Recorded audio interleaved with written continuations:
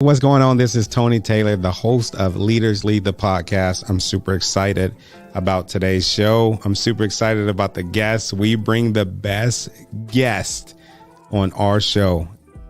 So here's what I want you to do. I want you to get in the chat room, access any question that you want.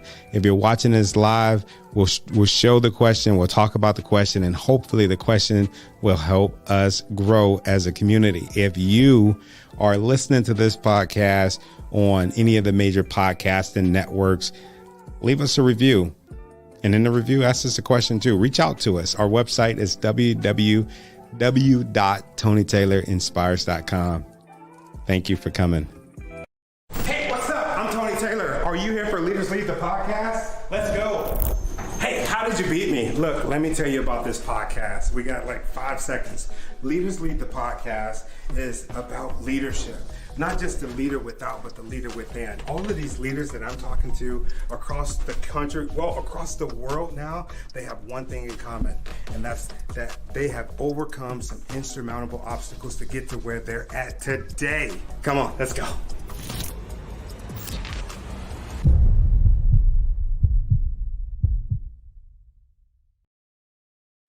Ooh, I gotta say, that was epic. That was epic. I'm so excited today to introduce you to somebody that I've been watching on LinkedIn for quite a bit. She is a teacher, somebody that um, man, it's a profession that I don't think is heralded enough. I think that there are unsung heroes. She is also a course creator. She's a course creator.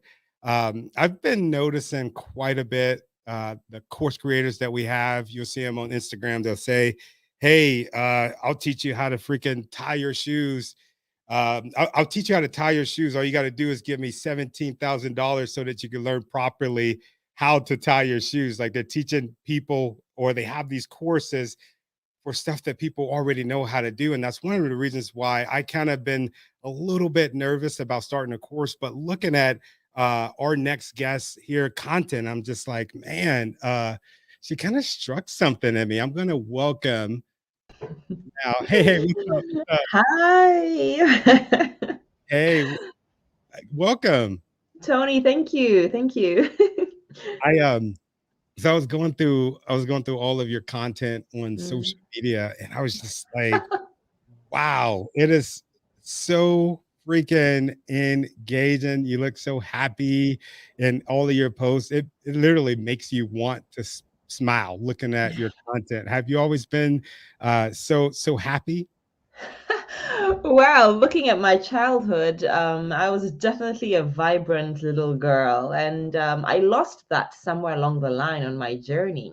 With the challenges that I faced in my life, I lost my way somehow, but she's back, and I had to reconnect with that little inner child of mine, that creative soul, that free spirit, the one that really is curious, the one that wants to create, the one that wants to experience fully life. So yeah, she's with me now. We're Oh, one. I like that you said that. I like that you said she's back. We we named the title of this episode Refined by Fire. And Mm. that was something that I had saw that you had did a post about, and I like that. I like that quite a bit. On this show, we bring leaders on the show, not your typical leaders. Well, we do bring the typical leaders, but we bring you're not typical. There's nothing about you typical. There's nothing about We're all unique. yeah, the people that come on that's typical. But when I say typical leaders, I'm Mm. talking about people that come on shows and they talk about leadership metrics. They talk about different ways that they can get people to do stuff. When I say, or when I see a leader, I see somebody. I'm inspired by the leaders that have overcome some obstacles. I'm inspired by that leader that knows how to get out there and get stuff done, and they're inspiring not only themselves, their families, their communities, but they're inspiring people out there in social media, and you're doing that. So welcome to the show. Thank you, Tony, for having me. Yeah, yeah. So this you're it's late there where you're at. Oh, well, that's the reality. The time difference is just what it is, right? So we're gonna flow. Yeah. What time is it? You're in England. So now it's 1 a.m. Yes, it's 1 a.m. in the morning. What time did you say it was? 1 a.m. Ooh, 1 a.m. 1 a.m. Thank you for spending this time with us. So do you teach? You teach full time? Mm. So, many things intertwined into one. I'm a former teacher, an educationalist. I did my master's in educational sciences, and I'd been teaching in Poland for about 15 years. But then I diverted because I felt, the way the curriculum was going, the way the government was imposing kind of regulations and targets, it was not aligned with me anymore. And I could not express or be who I wanted to be or the kind of teacher I wanted to be because of all the limitations. So I felt I was meant to branch, and I branched into coaching because coaching is similar to education, but it involves more of evocation, unearthing, unlocking, bringing forth, calling forth. So, I trained, of course, to be a deep dive personal development coach. But then when you train to become a coach, so what? Like, what's next? They Yeah. train you to be great coaches. We had all the values, we had all the skills, but then how do you start making money? How do you start making a living? How do you start attracting clients? Like, they didn't teach us all the marketing stuff, how to market yourself and all that. So that was another journey. But I made a commitment to myself to master the art of my style. And that meant my unearthing of my gold dust I speak about. The Mm. gold, which of course was refined by fire. And connecting the dots, it became very clear what my mission was as a coach. And I do what I do today. And yes, I'm a deep dive course creation strategist, not your typical, because I use my educational background, I use my deep dive mindset coaching as well. I use my passion to unlock and unearth the gold dust of my clients who really want to make a difference in the world. And we package that into a framework, into a solution, into a blueprint of some form, which then they can deliver and use it as their voice to attract their tribe, to attract people that vibe with them, to show up authentically, to show up as themselves. And with an offer, with a structured procedure, they can truly make a difference in the world. Wow.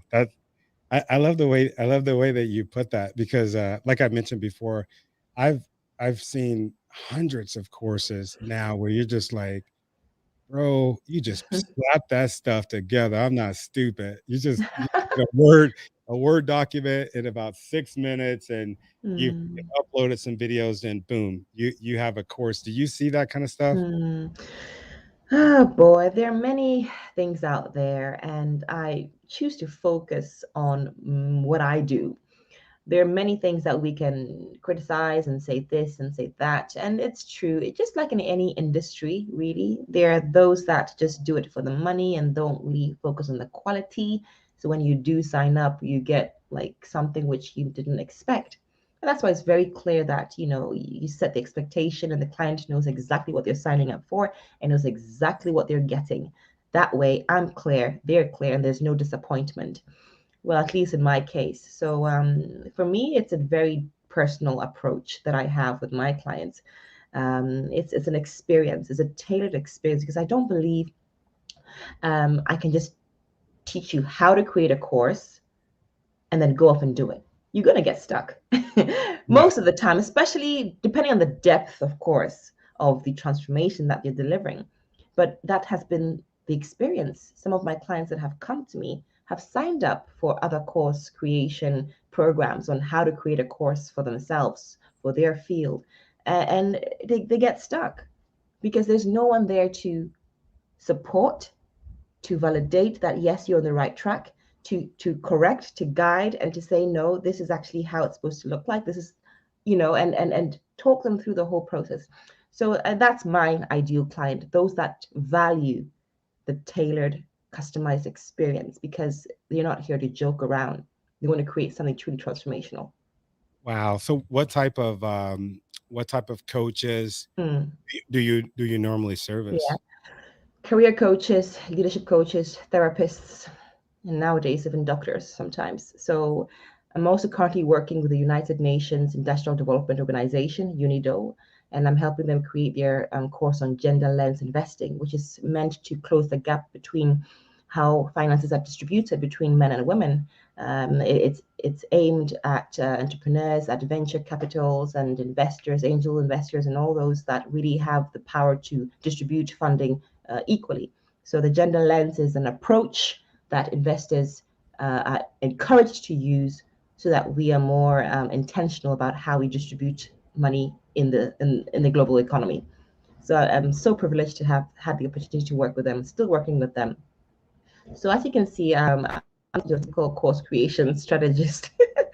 Wow, you seem like you're very passionate in what you do, and that's one thing that I've noticed to be one of the many commonalities between, you know, the people that love the people that are in business for themselves. You could tell the difference in somebody that's doing it to get money, and or you could tell the difference from somebody that's doing it because they love what they're doing, and it seems like you really love it. My clients are me, Tony. I feel them because there's a struggle, you know. If somebody becomes a coach, they have a story. They've been through something. Just like me, they've been through some form of difficulty. They've been through some form of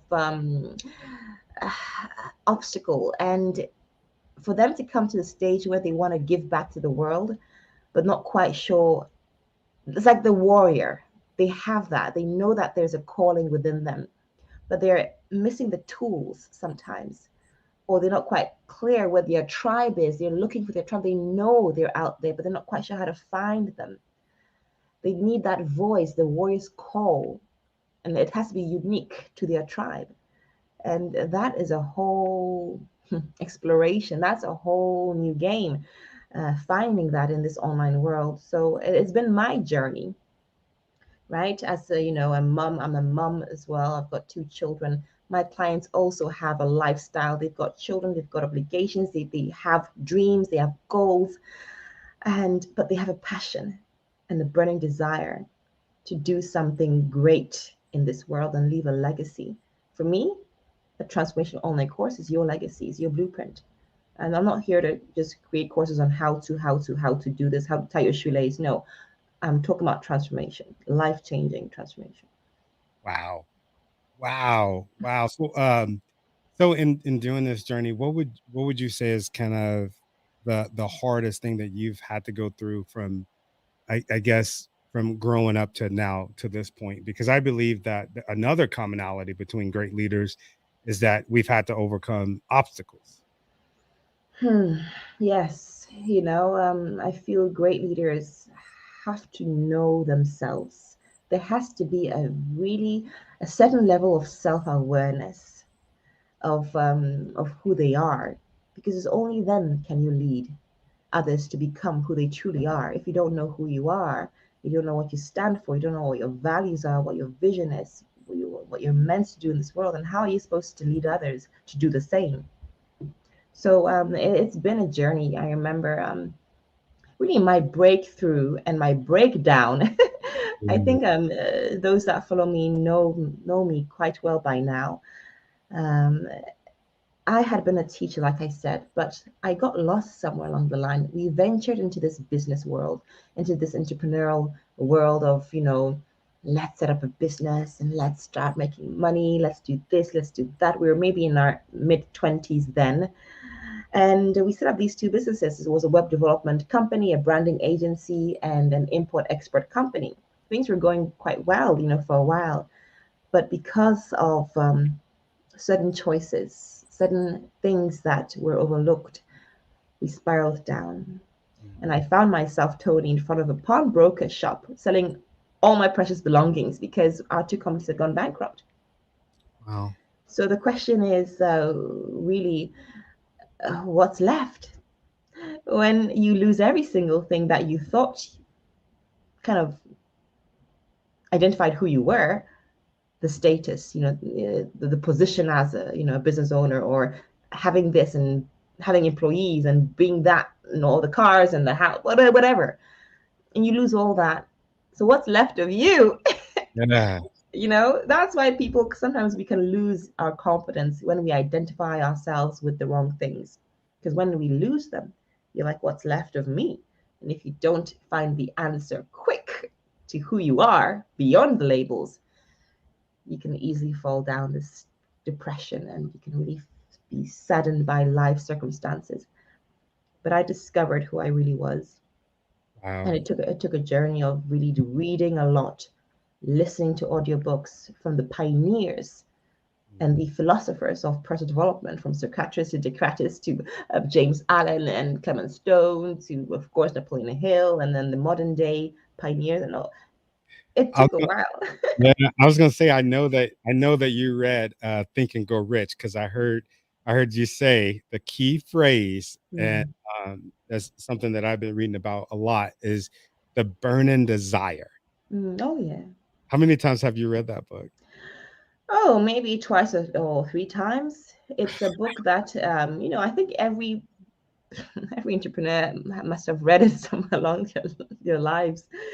But that was not the first book that I read that really set me on this journey.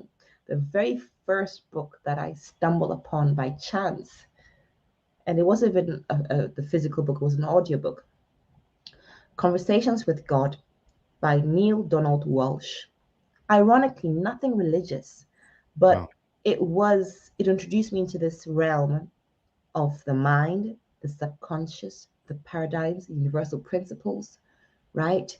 And how all that affects our choices and how we show up in the world and our results. And I was like, whoa, had I created that? And the answer was yes, Veronica, you did. You created all that you had ever experienced by, the choices and the beliefs that you had. But then the exciting news was, okay, if that was my creation and I'm this creative being, then what can I create now? What is Yeah. it that I can create? And that's where, of course, this set me on this journey. And it didn't just happen overnight. It took years of reprogramming my mind. I didn't know, this is like 10 years ago. I didn't know that it was called reprogramming, nor did know I was rewiring my mind, sowing new seeds. But of course, they started to reap as Wow. things started happening. I started listening more, noticing, feeling more, and acting upon that. Wow. I think that's beautiful that you said, in order to have, and let me know if I'm wrong when I requote this, in order to have a breakthrough, you have to have a breakdown. Hmm. And you see, the key thing is, do we have to? It's always Ooh. a question, but like, do you really have to? Sometimes like, we, I feel sometimes we're like messengers, or we've gone through the hard road or the winding road. We've gone through the hard way so that others don't have to. You don't have to be in the pawnbroker shop selling your last precious belongings to pay for the rent to wake up. You don't need to sell your soul to your to a job you hate and compromise your values for what you don't believe in.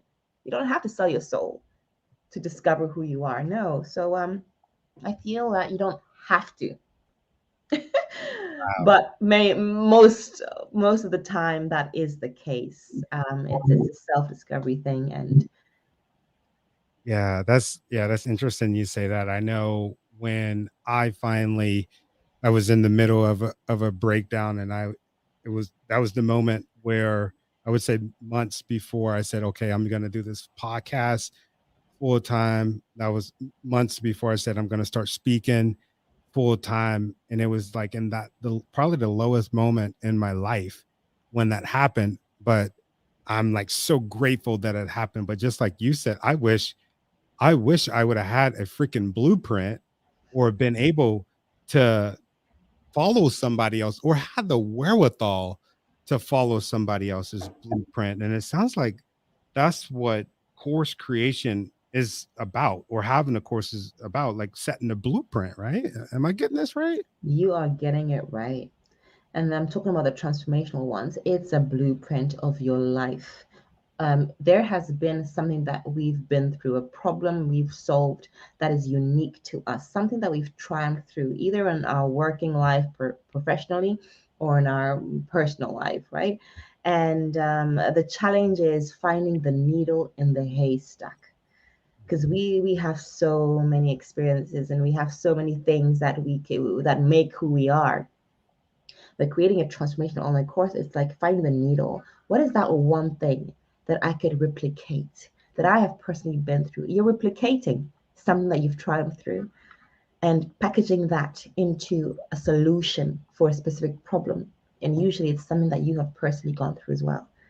And the whole purpose is for others not to struggle and go through what you had to, or go through that long winding road when you know that there this, you know what, you don't need to go there. Actually, it's just here. It's not that far, it's not that far. You don't have to take a year to get your first premium paying client. You can take 2-3 months. You don't have to take 6 months like I did in the beginning. You can do it within this time, right? Wow. Wow. The people in the chats, they are loving this. Veronica, you speak the truth. What a brilliant speaker. Yes. Wow. You're sparking conversations. Now, this is really great. I'm going to show the viewers a clip of you speaking the truth. Cover your ears a little bit because I know on your end it could get a little bit loud. So, Okay. all right. One thing that I realized when I was kind of, finding my way to that freedom, I had to give forgiveness. I had to give forgiveness for me to experience forgiveness for myself. You see, we can only receive that which we give. I don't know if you really get this. We can only receive what we can give. If you're looking for inspiration, give that. If you're looking for peace, give that. If you're looking for empowerment, give that to others and you will be empowered.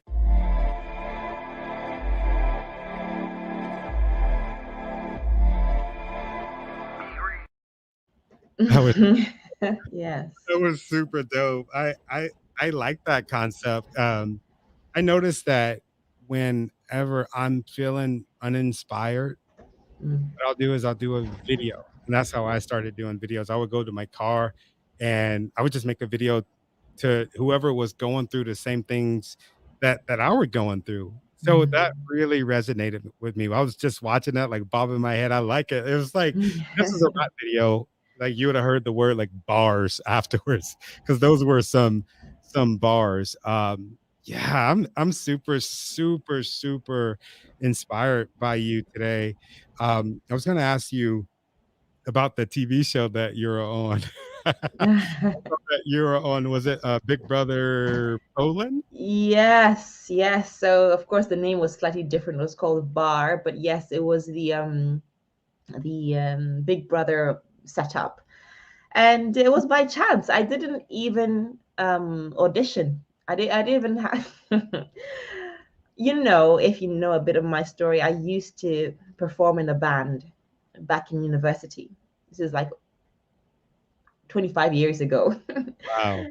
And we'd play all over Poland. We'd go for concerts with this African band. We're about 6 of us from Ghana, from Congo, from Guinea, and from Nigeria, I think.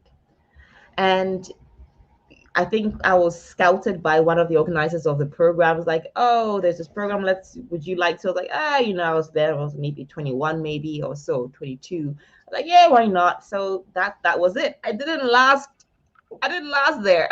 I didn't last at all. I was not feeling it. This vibrant Veronica was this quiet little mouse that was looking around like, shit, where do I put myself into? Why don't you feel like you fit in? Well, first of all, my Polish was quite rusty back then. So, and second of all, it was more of a show. You had to really put on a show, do something that would call attention to you and make the cameras all on you to be popular and to be voted or not voted and things like that. So that wasn't me. I wasn't feeling it. So I wasn't really engaging as much. I was quite boring in that show, I must admit. Wow, They said, nah, she's that is out. so that is so funny because I can't picture you being boring because your content is Yes, off the chain. that's true, Tony. That's because that's me. But Yeah, when you are put into this box and you're supposed to be something else and intentionally and forcefully do something, that's not me. I'm not forcing. I cannot force. it's like a forced barbecue at work, right? It's not gonna be fun. There was But a it was an experience. I mean, I met one or two nice, participants that were pretty much down to earth, and I really vibe with them. But it was an experience, definitely. wow, that's awesome. There was a clip, I didn't grab it, but there's a clip where they were like looking at you. They're like, "Does she speak? Mm, Is it Polish? Is that yes, what? Does Polish. she speak Yes. Polish?" And you started like talking, and you could just tell that they were like, "Whoa, we did not expect this lady to be able to speak Polish." Did you get that a lot? Not just when you Yeah. just being in Poland? Oh boy, I have my Polish heritage and I'm very proud of it. Like my mom is Polish. I wasn't born in Poland. I only went to Poland as a teenager, right? When I was supposed to go to university. So it was a whole new experience for me. In Ghana, I felt so much at home. I didn't feel any different. Like there was nothing that I felt so good. But in Poland, I realized that, you know what, I was the only Black girl in the whole university. Yeah, So that was interesting. Um, but I feel that because Poland was a communist country many, many years ago, and it started slowly opening up. So I was in a period of time where it was just opening up to the world, and people were not very much aware. So I used the opportunity to educate, right? Me being the teacher that I was, and I designed T-shirts with African symbols, and I would go to fairs. I would, wherever I could. that's fun. That's Uh, fun. yes, because it's not about being the victim, right? Some people really don't know. And I feel in Poland, it was just that they didn't know. And now, when I went there last week to visit my mom and my sister, like I could tell them it's a huge difference. It's such an international country now. In Warsaw, especially, so many nationalities you can see. I went to a party. I was like, whoa, am I in London still? I mean, there were all colors, So Poland has really opened up to the world, and it's nice it was nice to see that. Wow. Yeah. Usually when I hear the word Poland, I don't necessarily think that there would be Black people in Oh, Poland. they are, but especially in Warsaw, that's the capital. Yeah. Yeah. So is your dad from Ghana?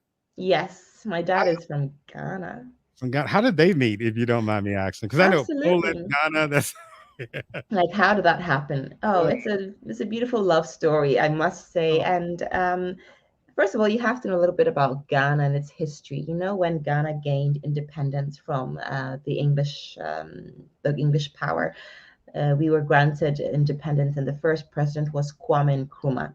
Now, Kwame Nkrumah had socialist views, and he was in very good relations with Russia, the Soviet Union, and Poland, them being communist as well. So most of the infrastructure you can see even in Ghana, the Volta Dam, which is the largest worldwide man-made dam in the world, was built by the Russians, and there was a lot of cooperation between them. And as a result, Ghana was sending their engineers or the civil servants to Poland, for example, to on scholarship to extend their learnings or to learn some new skills from the Poles and exchange those experiences. So my dad was one of them. He was working as an engineer in the Ghana Broadcasting Corporation. He was the leader for broadcasting different events internationally, even a very responsible job. When he tells me the story, and yeah, so of course, Poland, new environment, and he didn't speak Polish at all. Wow. And yeah, one of his friends had a girlfriend, and the girlfriend's friend, my mom, met my dad, and she started teaching him Polish, and he started teaching her English. So I guess the relationship built, and they became fond of each other. And Oh, he took her to Ghana, and she was only 22 years old when she left Poland. Can you imagine? wow. And Only went to Ghana. Yes, she said, she'd always been fascinated. She had this passion and this desire to travel, and she was like just like me, I guess. She was very adventurous and did some adventurous things. And I'm like, when I talk to my mom now, she's like, I can't imagine what I was doing. What was I even thinking? I'm like, but yes, so that's how they met. Wow, that is beautiful. That's like one of the greatest love stories I've heard. I love Well, that. but it's funny. There were many Ghanaian scholars that went to Poland and brought back Polish wives. So in Ghana, you have a huge community of this mix of Ghanaian and Polish children and adults. We've all grown. I'm actually one of the first generation Ghanaian Polish mixed um, that were born in Ghana. So you're like an OG. You go there, you're like, I'm the original. No, now there are many. Oh man, I love that. There was a clip that I was watching with you. It looked like you were getting on your mom's nerves. You were dancing on her. Yes. Yes, because I was doing my video, she was in the corner. She came in, I was like, nah, she's not going scot-free. She just spoiled my video. Oh man. Oh, So I took advantage of the moment. that's really cool. It sounds like you're one of those people, um, very, very successful. And something else that I notice about successful people and successful leaders, they don't take themselves too serious. How important is that? Or do you take yourself serious? I have a distance to myself, and well, first of all, when we say we don't take ourselves too seriously, what does that mean? It means that I can laugh at my own jokes, I can laugh at my own mistakes, and I can be myself, not necessarily in a way that fits into this box of what professional looks like. No, I don't fit into that kind of box. I'm not your typical teacher. I was never the typical teacher, even in school. Right. So I've always been out of the box kind of person, and I don't like being pressurized. I don't like being controlled. I'm quite stubborn with that. At least you can admit it. Uh, so I guess that means yes, I do have a bit of distance to myself, and I think we all can do that. Wow. I like how you put that, that you have distance within yourself. That's really good. I might have to steal. You're okay with me stealing that, right? Absolutely, because when there's a distance between who you are and what you're experiencing, there's a space for energy to flow. So Yeah. it's not pressurized. It's not kind of it's not. Yeah, it's not. You're not cringing. It's not. There's space. There's Yeah. space. So where there's space, energy flows freely, right? So there's no tension. You have that perspective that, oh, okay, oh, I did that. Oh. Wow. Yeah, that makes a lot of sense because I know when I started podcasting and speaking, I can tell the shows that I would do that would bomb, and those shows would be the ones where I'm like, all right, when I start, I'm gonna do this, I'm gonna do this. These are the questions that I never said. I never had like pre-coined questions, but I just Mm. whenever I did not allow that space, you can definitely tell that it was not a good show. You could definitely tell that it was not a good event. So now what I do is I go into, especially like these atmospheres, like just wanting to learn, wanting to learn more about the guests, more about who that person is. And I appreciate you for allowing me the opportunity to learn from you today. Like you're such an amazing person. I think the world of you. Thank you. I feel, these opportunities to speak, we learn from each other, we inspire each other, and it's a nice way to build a community, I believe. Yes, yes. So as we close, I know that there are a bunch of people in the chats, And I'm sure they're thinking, you know what? Yeah, look like from what I'm looking, a bunch of entrepreneurs, a bunch of people that I know that probably want to get into the course game. How would they be able to contact you, or what kind of clients are you taking? Are you taking clients right now? It's quite tight, but of course, it's all about signing up. If they do sign up, we start maybe in 3 weeks' time. So I'm always creating that space. The work that I do is very detailed because I'm hands on. I'm literally hands on with the creation of the course. So it is a very consuming. It demands my energy, it demands my focus, and it demands my space. I like to have my space. So of course, if they do want to get in touch with me, I'm here in the office, where the virtual office of LinkedIn. I call it our virtual office, where we hang out. So yes, V Power Coach, or you can visit my website, v-powercoaching.com. I mean, I'm not hard to find. I know you're all over the place, killing it, killing it. Yeah, and I'll go ahead and close because I know that it's late there where you're at. So I just wanted to tell you, I appreciate you and I appreciate your time. Will you hang out for just quite a second? Yes, All right, absolutely. all right. Thank you, Veronica. I appreciate it. Ah, man, that was super cool. Is she a model? She is gorgeous. That's what Erin Nicole said. Um, let's see, Ken and Donna, another key for me is that you're altruistic. You give so much support. Oh, I love that.